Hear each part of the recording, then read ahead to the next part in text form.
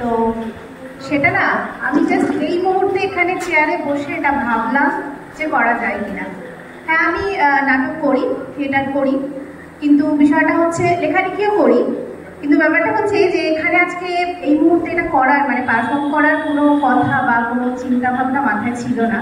যদিও দুপুরবেলায় আমাকে তপন কাকু এবং মান্নাদা বলেছিল যদি কিছু একটা করা যায়, কিন্তু হঠাৎ করে আমার মাথায় কোনো স্ক্রিপ্ট কিছু ছিল না। কিন্তু ভাবলাম স্ক্রিপ্টের কি দরকার, বাস্তব যা কিছু চারিপাশে আমি দেখতে পাচ্ছি সেইগুলোই তো আমার কাছে জ্বলন্ত উদাহরণ হিসাবে উঠে আসছে। আর স্ক্রিপ্ট লেখার আমার বিশেষ দরকার পড়বে বলে মনে হয় না।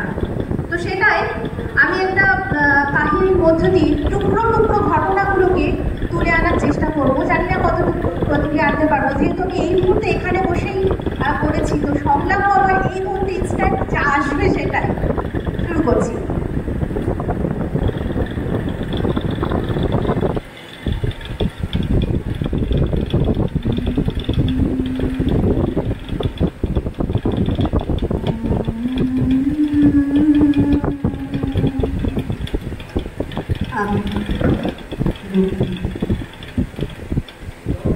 দীর্ঘদিন চেষ্টা করে যাচ্ছি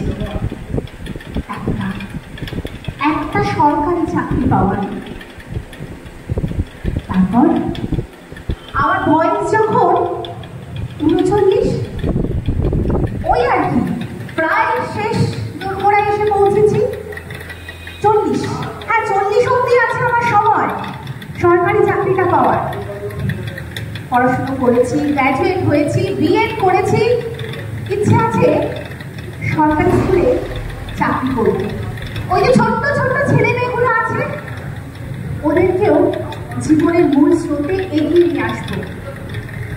অনেক চেষ্টার পর আজকে জানেন তো আমি জীবনের সেই বয়সের শেষ দোরগোড়াটায় এসে চাকরিটা পেয়ে গেছি।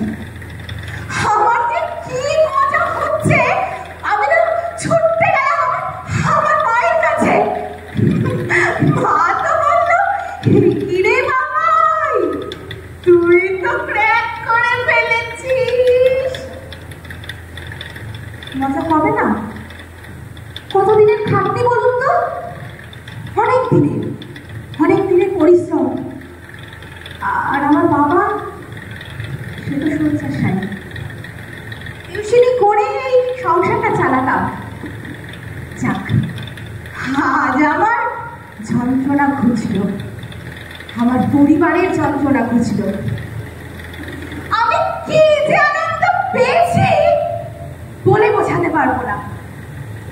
স্কুলে যাচ্ছি, বাচ্চাদের পড়াচ্ছি, খুব মজা। শুধু তাই নয়, পাড়ায় আমার একটা আলাদাই সম্মান হয়েছে। বাবাই কিছু পারবে না, সেই বাবাই এখন স্কুল টিচার। দেখিয়ে দিয়েছি, নিজের যোগ্যতায় চাকরি পেয়েছি।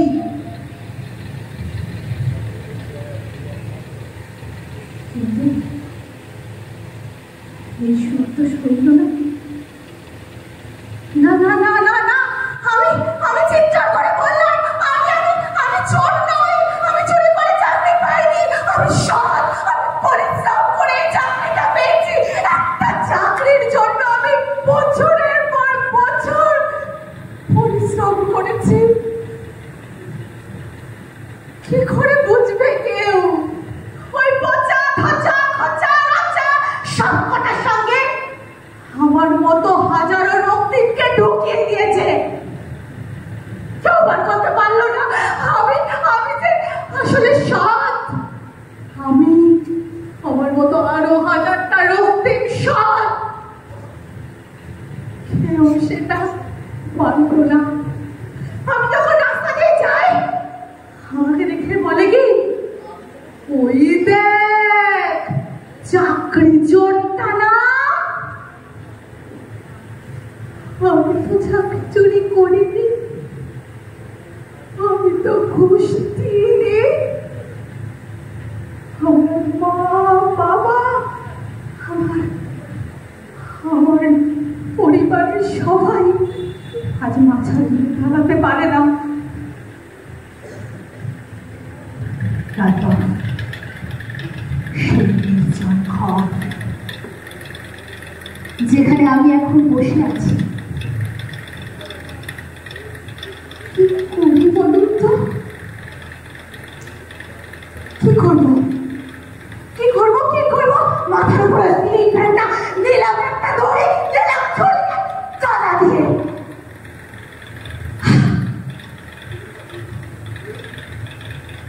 এই কি আমার শেষ? এই কি আমার পরিণতি? কে দায়ী? কারা দায়ী? কেন কেন কেন কেন কেন? তবে তোমাদের মজার শিকার হবে ওই বাচ্চা মেয়েটা। বললো আমার মেয়ে মজা। কেউ জানো আমার মেয়েকে দোষ করেছিল? কেউ বলতে পারবে? বললো আমার মেয়ে। কেউ জানো আমার মেয়েকে দোষ করেছিল? কেউ বলতে পারবে আমার মেয়েকে দোষ করেছিল? আমি ওকে মাটি থেকে তুলে নিলাম, চিৎকার করে বললাম, এই আমার মেয়ে, নিয়ে চলো সবাই, নিয়ে চলো, ওকে বাঁচাতে হবে। ওই কিরে মা, ওঠ ওঠ, কথা বল, কথা বল।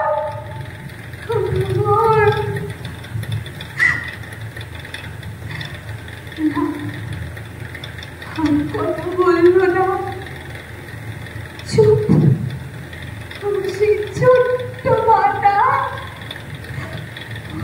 আর এসে খেয়ে বললো না, মা খিদে পেয়েছে, মা খেতে দাও, মা স্কুলে যাব, বড় হব, ডাক্তার হব। ডাক্তার হবে? ডাক্তার হবে? হোস না হোস না হোস না, কিচ্ছু কথা হবে না। কি হবি তুই? তুই যাবি, তুই সেবা করবি, তুই মরবি। তোকে গলা টিপে নেকড়ের মতো ছিঁড়ে ছিঁড়ে খাবে। তারপর যখন সবাই বলবো, ওকে বাঁচাও, ওকে বাঁচাও, ওর বিচার দাও, তখন তখন এক হিংস্র নেকড়ের আড়ালে দাঁড়িয়ে থাকা সুন্দর মুখোশ পরা সাদা রঙে এসে বলবে, কিছু হয়নি তো, কিছু হয়নি। ছোট ছোট বাচ্চারা তো ভুল করবে। ওরা চিৎকার করছে, ওরা বলছে, we want justice, we want justice. I chop. সবাই চুপ, কোনো কথা হবে না।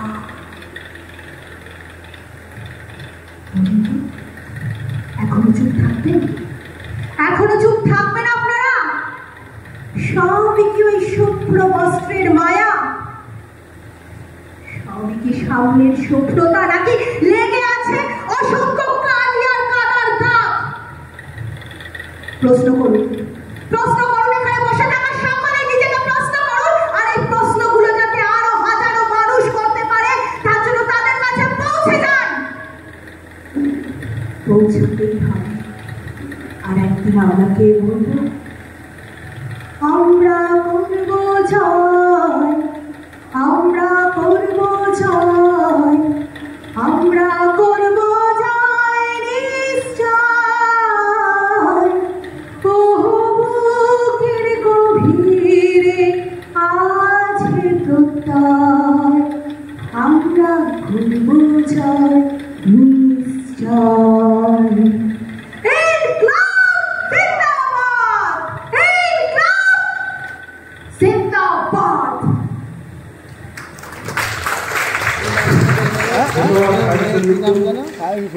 এবারে সংক্ষিপ্ত বক্তব্য রাখবেন কমরেড ময়ূর কুন্ডল।